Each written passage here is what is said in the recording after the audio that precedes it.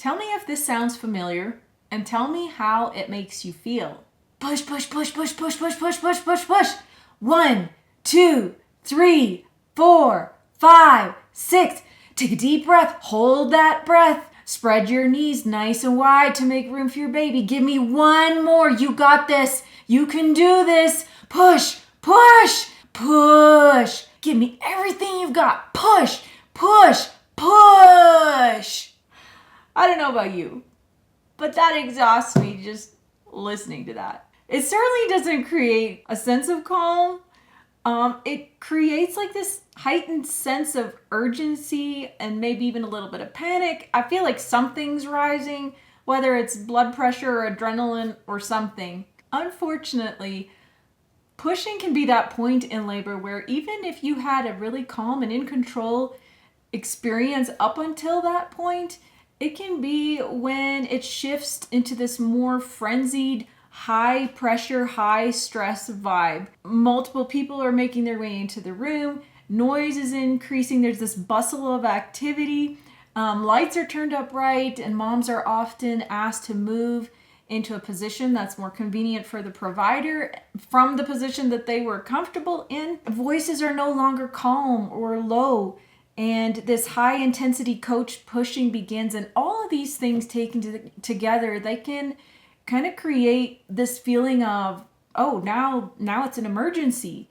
And like, if you don't get this baby out in record time, then something's wrong. And so how can you keep that pushing stage when it begins just as calm and collected and controlled as the rest of labor has been up to that point, while still pushing effectively, pushing safely, with minimal tearing and even minimal pushing time? In this video, I'm going to share some fascinating evidence on pushing, and it's all going to be linked in the description, as well as talk about returning to and following your original design and instinct when it comes to the pushing phase of labor. First of all, if that pushing scenario that I just described doesn't sound so pleasant to you, I would say start by finding a provider and a birth setting where that's just simply not routine. Even if you're using a midwife, there are good questions to ask about the pushing stage and how it is managed. Like, for example, do they encourage coached purple pushing? Do they have you push on your back? How long before or in what circumstances would they turn to intervention like suction or forceps? Do they utilize things like position changes before turning to other interventions? Do they encourage you to follow your body? Or do they have you start pushing at 10 centimeters even if you don't have an urge to push yet? How much time do they actually give you overall to push before they decide that intervention is needed? The American College of Obstetricians and Gynecologists, their guidelines for how many hours a mother should have to push before intervention are at least 3 hours for a first-time mom and at least 2 hours for an experienced mom. And then many would say you need to add an hour to that if mom has an epidural. So for first-time moms, it would be 4 hours.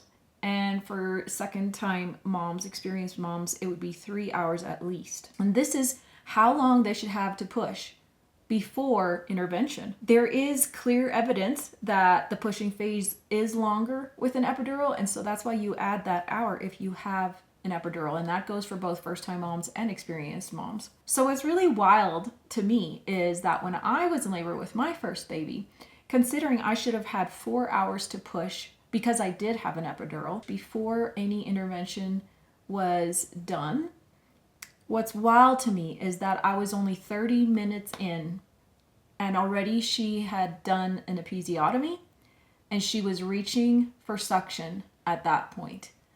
And thankfully she ended up not using the suction because she realized he was just coming out on his own. That's just an example, but it's just really wild to me, and it's probably happened to many, many, many more women than just me. Another determining factor for pushing time could be fetal station and not just dilation. A French study that was done on pushing, and I'm going to read some of that to you. In this study, it was 10,565 births in France. They let women rest at full dilation for up to 3 hours. Of course, not everybody would be able to wait 3 hours once they're fully dilated because, they would have way too strong an urge to push that they would be able to wait that long. But in the study, they rested for up to that amount of time, 3 hours. When they did that, the average pushing time for a first-time mom was only 14 minutes.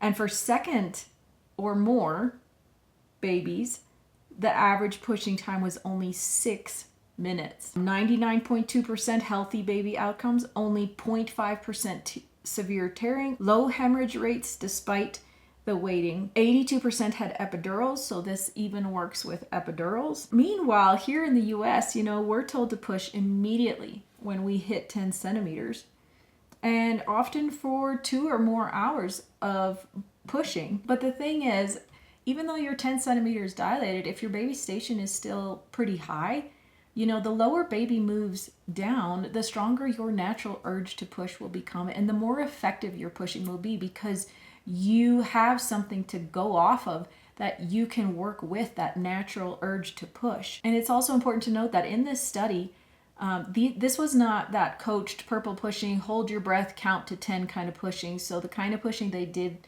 in this study was 3 short, intense pushes with each contraction. But they're pushing with their body. They're waiting for that urge to push. I'm going to leave the link to that study in the description, as well as all the other studies that I mentioned in this video. And I also have an entire free research page on my website that has over 150 links to studies, articles on pregnancy and birth related topics. And so I'm going to leave all these links in the description for you to check out.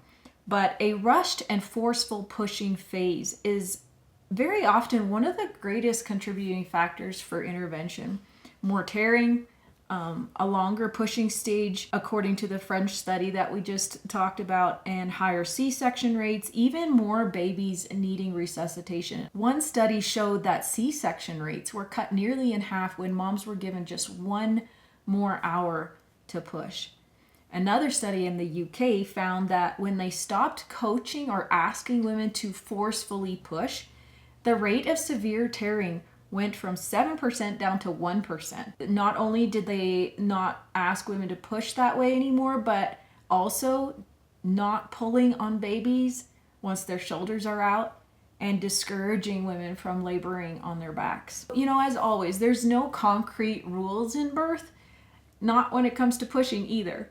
That's why we need to come back to original design and physiology. It's intuitiveness, really, because you were created to know how to birth a baby, just like eating or sleeping. Your body was designed to know what to do. And honestly, the pure knowing of mothers and babies is just an amazing thing to watch. Even, for example, in animals. So like we have goats and chickens and dogs, and but the goats, we are just always amazed. My husband and I, we sit there sometimes and we just watch these newborns and we're just like, it's so amazing. Like the mom knows what to do, the baby knows what to do, they know how to go find the milk. I mean, it's just amazing. Nobody has to tell them. Most of the time they don't need help. The difference between humans and animals is not that we don't know. We know, just like they know. But the difference is that often we don't trust or believe that we know because we are taught otherwise. You can learn, you can glean wisdom, you can educate yourself, and all of that is really good. But when it comes down to it, imagine if you had no preconceived ideas of how you're supposed to do something, like how you're supposed to push, how you're supposed to labor. Not only that, but imagine you were also not afraid or untrusting that you wouldn't know what to do or how to do it. If you imagine that scenario, what would you do?